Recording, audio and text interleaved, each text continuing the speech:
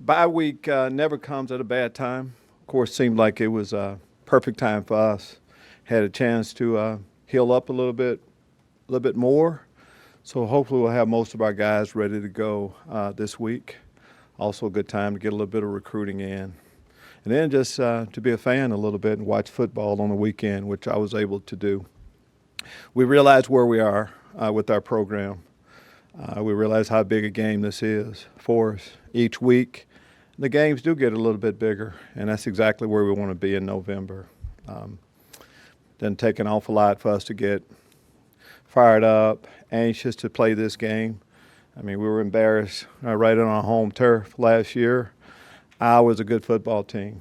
Of course, has an outstanding coach, outstanding program. So it'd be a big challenge for us to go on the road, but we accept that challenge. I guess it seemed like it's been forever since we played. But again, we kind of realize where we are and what is at stake. A lot of things are still out there as far as goals for us this year. As I talked to the team today, it's kind of the same approach we take each week, and that's getting ready for the next opponent. So it's about winning one game this week and playing the best football that we've played all year, and that's where we are. Take your question. What did you see from Iowa in that game against Minnesota this weekend? Well, I saw. I think it's what you see most times. They're going to play hard. They're going to play for 60 minutes throughout. Of course, they jumped out to a big lead. Minnesota, of course, having a good year, really came back on them and ended up being just a classic Big Ten football game at the end. Defensively, Iowa plays great football, have been for a long period of time. Of course, this year is no exception. Had one of the best defensive linemen in football. On the offensive side, it seemed like Stanley has been there forever. Outstanding football player. Make all of the throws. Big guy sits in the pocket. There's a commitment to the run, and it's been that way with Iowa. A little bit more two-back than we've seen. So both of us know each other well. So we're looking forward to the game. Coach Tiku's been out for about a month now. Do you expect him to be back? About a month. That's a long time. You hope with an ankle. Eventually a guy comes back. He's getting better. We'll see tomorrow exactly where he is, but we'll need him. We'll need everyone this week. Coach, after 10 games last year compared to after 10 games now, how are you mood-wise? It seems like you're happier generally than a year ago. Should hope so, Bob. We we like the position we're in. Yeah, life is a lot better when you're winning football games, and you've accomplished more than you have in the past, and you see the program headed in the right direction. We're all in a little bit better spirits leading up to game week. Once you get to game week, though, it's the same thing. Anticipation, there's a lot of work to be done early in the week to get the game plan in, so that's where we are. Do you never go too much like that or too much like that when wins or loss dependent? Well, I try not to, best you can. As a coach, I've been doing this a while. That normally doesn't work. It's always about moving on. Things happen, that are really good. You enjoy them, and then you move on. If things are happening that you don't like, it's the same thing. You make the necessary corrections, and you go from there. So that's the approach I've always tried to take. I know your pitch, it might stay the same of what you're building, but is the response to you guys when you get on the trail any different when you're 6-4 and have a bowl game? I know y'all are probably tired of hearing me say this, but as we build our program, we've talked about we need a better facility. We have that. And I said that people will listen to us a little bit more when we get the better facility. I also said the other thing that I've continued to preach is when we get a better product on the football field, people will listen to us more, take us more seriously. I think that's definitely the case right now.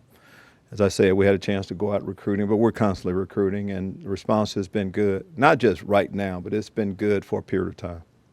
Coach, how much does success on the road against Michigan State and Purdue can kind of help going into a tough environment like Iowa? And it seems like sometimes it's hard to translate, but Iowa's a tough place to play. It is. I think most teams, especially Big Ten places that we go to, are hard. it's tough in general going on the road. You have a home field advantage, but I think it also helps when you've done it before. Going to Purdue is a tough place. Of course, Michigan State is a tough place, and we're going to another tough place. But good football teams have to go to tough places and win. I feel like we're equipped to do that. We run the football on the offensive side. We put an emphasis on ball security and taking the ball away on the defensive side. So, yes, tough place to go on, tough on the road, but we're looking forward to it. Is there a psychological aspect, too, that this team is doing well, that they win on the road? Or is it more of those fundamentals that you just mentioned? I think it's a psychological component to it. Yeah, absolutely. But I think it's a lot more than that. Eventually, all of that is, to a man, have we gotten better? Are we tackling better? Are we blocking better? It's all those things eventually, the fundamentals of football. I feel like we're doing a better job of that. And the last part I'll say is just we as a staff, a lot about finishing. You know, we start fast. But it's about how you finish. And our guys are really bought into that as much as anything. We play for 60 minutes, and resting up should help us a little bit better be ready to do that. Update on Jake Hansen. He's getting better. Brandon Peters is getting better, as you see Brandon walking through. Wale Batiku is getting better. All of our guys are. I'm not saying that to stay away from your question, but yes, Jake is getting better. Do you use last year's game tape at all leading up to this game this week? You saying the 63-0 thrashing out there? Are we going to bring that up? Yeah, a few times. I think the guys have heard that a few times, but I don't think you really need to. There's a lot of us that went through it. When you play that way, you just hope you get an opportunity to play better against an opponent. So yeah, we use everything possible to try to get the guys as motivated as possible. It seems like with 4 wins, you guys had a lot of momentum with the program. How do you keep that momentum with the open week last week? I don't think you keep doing what we've been doing each week. There was a time when we had won one game. So we're going to we're not going to change up our routine on what we do. We're going to keep plugging away, keep trying to get better. I think you can get better than each week during the football season. I think the next week you can make improvements, and that's what we plan on doing, whether there's a 2-week break in between or 1-week break. When you look at Iowa, do you see dynamic athletes, and do you think that maybe they get underrated as far as how athletic and how many game breakers they have on both sides of the ball? I mean, they've been a top 20 team for a long period of time. I don't think they get I think people take them seriously, and their program is one of the best traditionally, and I think people look at them that way. You just look at talent-wise, they put as many guys into the NFL as anyone by position, tight end, university. There's a lot of things going on there that people take notice of. I think the programs that don't get an awful lot are the University of Illinois of the world. We're the ones that's trying to put people to take us serious. I mean, we're double-digit underdogs every week. So I think it's more those kind of teams that are looking for respect than Iowas of the world. You've discussed takeaways just being part of the identity of your program. But has there been something more this year just for the sheer number and the number of truly kind of game-changing takeaways you've had? I don't know. I just know that they're the part of your question. Yes, we preach it daily, constantly, that you have to take the ball away. Defensive side is not a good good defensive game unless we take the ball away, and that's because I think it's needed to win games, and just as much as ball security on the other side of the football. That's in our DNA, and our guys get that. I think to a man they'll talk about the importance of those things. Yes. Green bought into you despite offers from schools like Iowa or some established programs. What's he meant to you guys, both off and on the field? I could talk a long time on Kendrick Green. First off, he's an outstanding football player. He can do it all. He could, of course, he's a great guard. He can play center, heavyweight wrestler, good one. He's athletic. But yeah, I think it says a lot, and there's a special place, with me for guys when we first got here that had options to go everywhere. Kendrick could have gone to Notre Dame, everybody. But there's something about an Illinois guy that wants to help the state, the flagship university, get back on top. So he bought in early on, and we meshed together well. And that's what our program's about. And he's meant so much to our program. And I expect him to play outstanding ball each week. And I think very seldom does he go into a football game where, he's not going to be going against, he's going to go against someone that's better than him. Again, he's an outstanding player. So many great defensive ends in this conference, but A.J. Epinesa seems like one of the best. Him and Chase Young might be the top two. What stands out about him on film, and what type of challenge will this offensive line have? Well, A.J.'s an Illinois guy, too. We got to keep those Illinois guys. And I've known his family for a long period of time. Knew his dad, piece of Tina Samoa, who's a linebacker I had in St. Louis, of course, is a close relative of them. But so it's a football family, and I just say A.J. is he's an outstanding player, one of the best, defensive linemen in the country. He can do it all. Play the run as well as anyone. Can rush the passer, whether it's outside, they move him inside. Just a good football player. Period. Iowa's running game, they've kind of rotated the guys, but let's say they've seldom on that they played last week. Just talk about how they do that and how good are they? You said the running game? Yeah. I think that's been part of what they do for a long period of time, too. When you're a running football team and when you go out and recruit and you talk about we play more than one guy, we want to keep a fresh, healthy tailback in there. Everybody's going to play. And in order to do that, you have to have an offensive line that's good. And traditionally, we talk about skill, but they've had big, good, athletic offensive lines, and there's a commitment to the run. And there's some young, we go to a period of time where some older running backs leave and the next crop of very good ones come through, and that's where they are right now.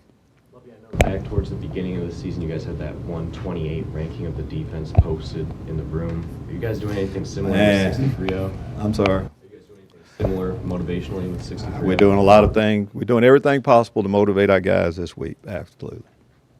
Edwin Carter, made some progress in the offseason. How's he doing? Who again? Edwin Carter, health-wise, and on his comeback trail. Long road to recovery.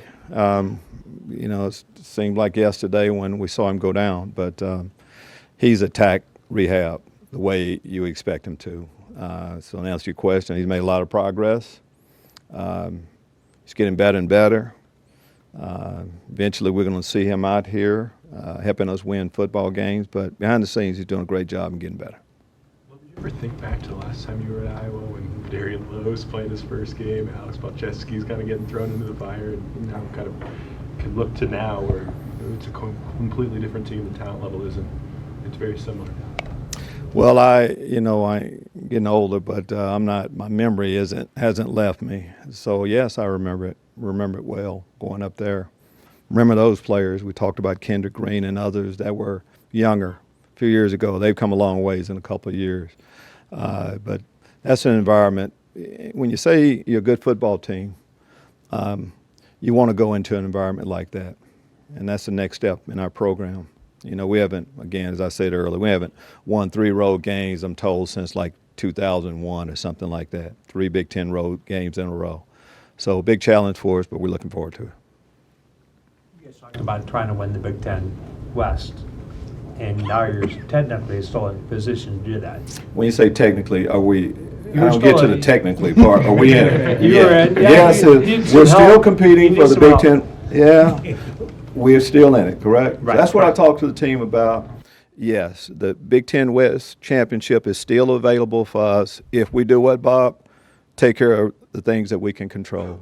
And it all still goes back to this Iowa game. But we're aware of everything that we can still accomplish. Our football team is. Like Iowa kind of has a well-known identity as a program, running football, getting some of these guys that aren't maybe the most highly touted recruits, but they've won with them pretty consistently. Do you think there's a lot of value in having that established identity that everyone knows about a program? Absolutely. I think you need to put it out there on exactly. I don't think you have to put it out there. I think people look at what you do and how you do things, and your reputation gets out. And yes, Iowa's reputation precedes them a little bit. And we hope eventually that'll be the case with the University of Illinois too. I think we're heading that direction now. Do you feel like your reputation is getting there based off of the turnovers that your defense produces? No, I think it's based. Yeah, I think it's all above, but it's based on being 6-4 right now, having a better product of building, and people seeing us grow and improve our ball club, our program. I think that's what's doing it. Yeah, the takeaways are part of it. Absolutely. You've just seen the secondary just grow this season, kind of just build up to the performance they had against Michigan State, where you had Sidney Brown, we know what he did, Stanley Green, and then Nate Hobbs probably had one of his better games this season. Just how have you seen the secondary just grow throughout the year? Young, I think you don't want to use that as an excuse, but we're young still, and it takes a while. Some of the players you talked about, Sidney Brown missed all the training camp. We move Tony Adams there a little bit later on. The transition that we've gone through back there, sometimes it just takes a little bit longer than we all would like to see that product that we really wanted to see many weeks before. But the guys have continued to work hard. It's a talented group. And right now we feel like we have the guys in the right position, and getting a guy that's been around for a while, Stanley Green, back. There's a lot of things went into us having this group of 4 back there right now, and we like this group going forward. Thank you.